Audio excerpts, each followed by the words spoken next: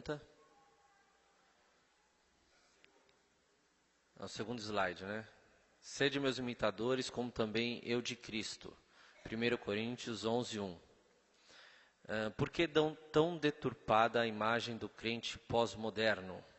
Eu gostaria de fazer uma observação, uma sucinta análise do caráter de nosso Senhor e Salvador Jesus Cristo, que, embora seja Deus, também se fez homem. Enquanto ser humano, teve um caráter que deve ser imitado pelos que nele creem, pois, como ensinou o apóstolo Paulo, devemos imitar o Senhor. Eu coloquei a questão do pós-moderno com um exemplo aqui, para que entendam a pergunta.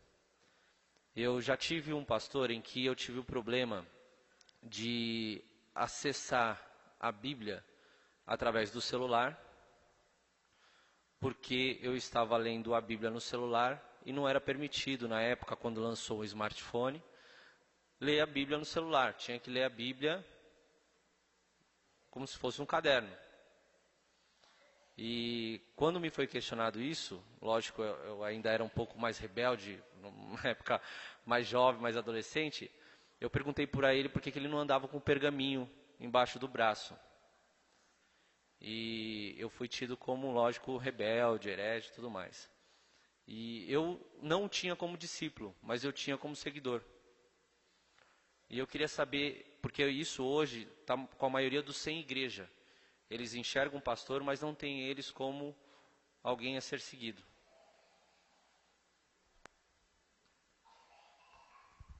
Eu queria falar um pouco sobre isso aí. Eu acho que a própria questão do crente já é uma deturpação. A forma como a gente foi admitindo ser confundido com um crente. O que é um crente? É alguém que carrega uma crença. É alguém que acredita. Quando você é um crente, a virtude é sua. Você atribuiu crédito, você está validando, você está respaldando, você está afiançando alguma coisa que foi proposta.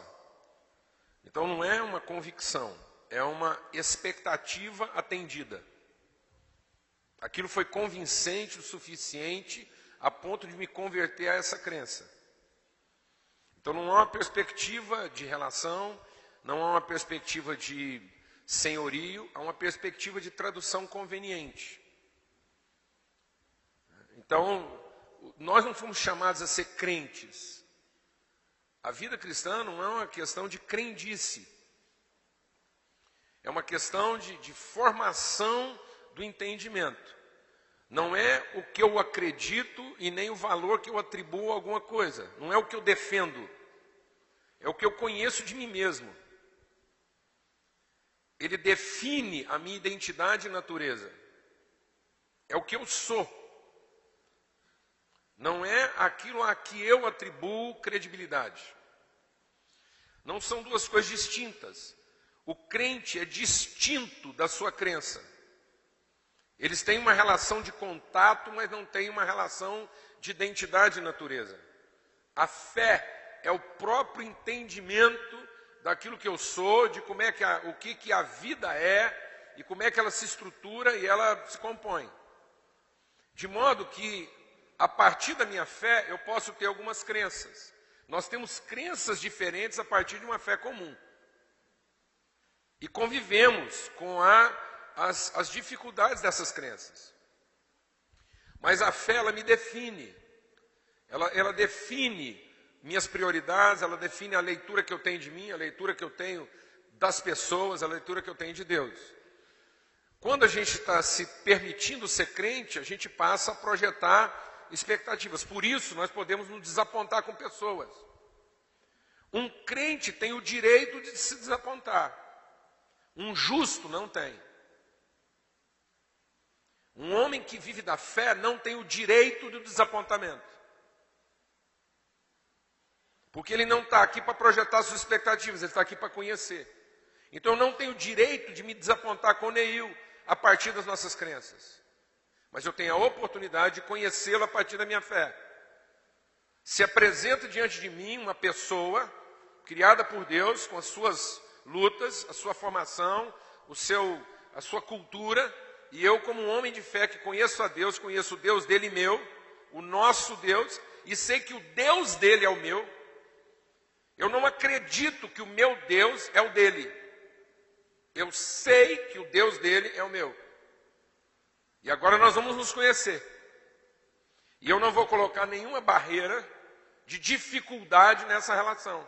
Porque eu não vou tratá-lo segundo as minhas expectativas, porque eu não tenho o direito de me desapontar com ele. Eu posso, quando muito, ficar triste pela sua condição, ou pela nossa condição na relação. Mas jamais essa tristeza se transformará em ofensa, desapontamento ou amargura.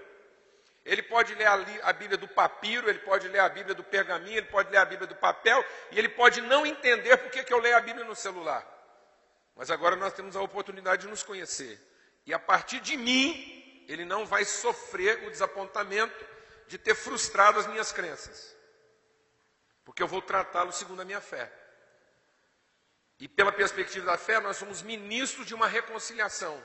Nós não atribuímos às pessoas os seus pecados, porque não projetamos para elas as sequelas das nossas crenças. Mas projetamos para elas e oferecemos a elas a plataforma da nossa fé. Então a nossa fé passa a ser um terreno seguro para todas as pessoas. E não um terreno hostil, porque reflete nossas crenças. Na fé não há hostilidade. Na fé não há beligerância. Eu não tenho que sair na defesa do meu Deus, porque eu o conheço. Qual é a dúvida?